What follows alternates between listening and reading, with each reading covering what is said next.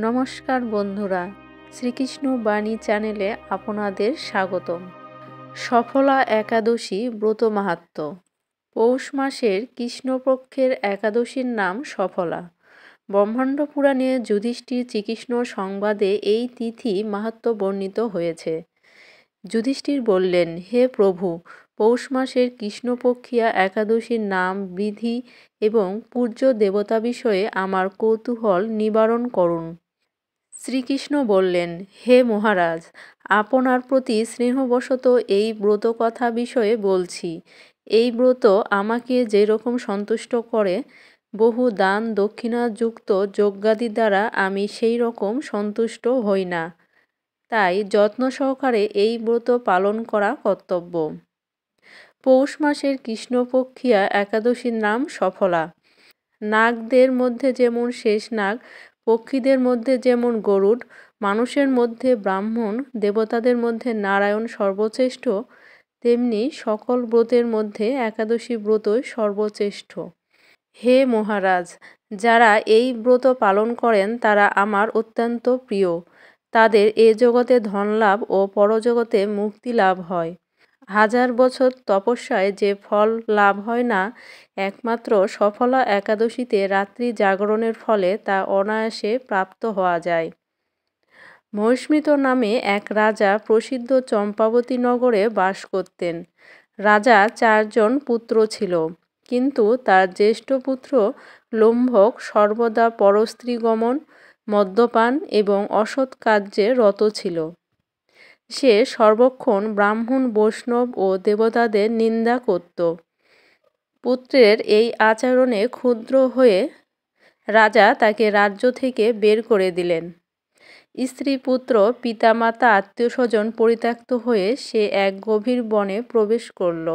সেখানে কখনো জীব হত্যা, আবার কখনো চুরি করে জীবন ধারণ করতে লাগল।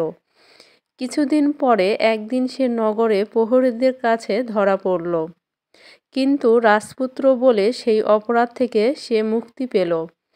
পুনরায় সে বনে ফিরে গিয়ে জীব হত্যা ও ফলমূল আহার করে দিন যাপন করতে লাগল।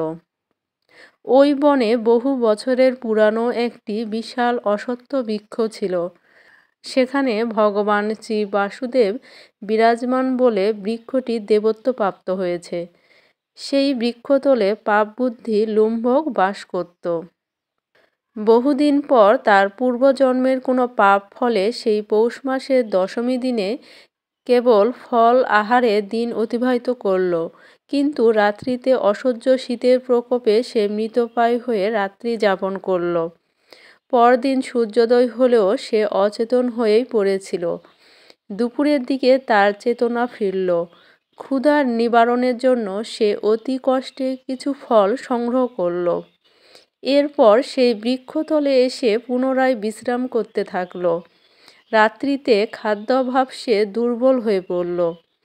সে প্রাণ রক্ষার্থে ঈশ্বরের উদ্দেশ্যে ফলগুলো নিয়ে, হে ভগবান, আমার কি গতি হবে বলে অশ্রুপাত করতে করতে সেই ফলমূলে সে লক্ষ্মীপতি নারায়ণ, আপনি প্রসন্ন হন বলে নিবেদন করল। এইভাবে সে অনাহারে ও অনিদ্রায় সেই রাত্রি যাপন করল। ভগবান নারায়ণ সেই পাপী শুম্ভকের রাত্রি জাগরণকে একাদশী জাগরণ এবং ফল অর্পণকে পূজা বলে গ্রহণ করলেন। এইভাবে অজ্ঞাতসারে লম্ভকের সফলা একাদশী ব্রত পালন হয়ে গেল। প্রাতকালে আকাশে দৈববাণী হল, হে পুত্র, তুমি সফলা ব্রতের পূর্ণপ্রভাবে রাজ্য প্রাপ্ত হবে। সেই দৈববাণী শোনা মাত্র লম্ভক দিব্য রূপ লাভ করল। তার পাপ বুদ্ধি দূর হল।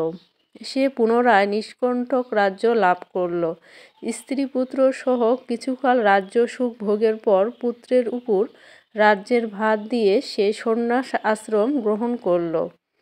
অবশেষে মৃত্যুকালে সে অশোক অভয় ভগবানের কাছে ফিরে গেল। হে মহারাজ, এভাবে সফলা একাদশী যিনি পালন করেন তিনি জাগতিক সুখ ও পরে মুক্তি লাভ করেন। এই ব্রতের যারা শ্রদ্ধাশীল তারাই ধন্য, তাদের জন্ম সার্থক, এতে কোনো সন্দেহ নাই। এই ব্রত মাহাত্ম্য পাঠ ও শ্রবণে মানুষের রাজসূয় যজ্ঞের ফল লাভ হয়।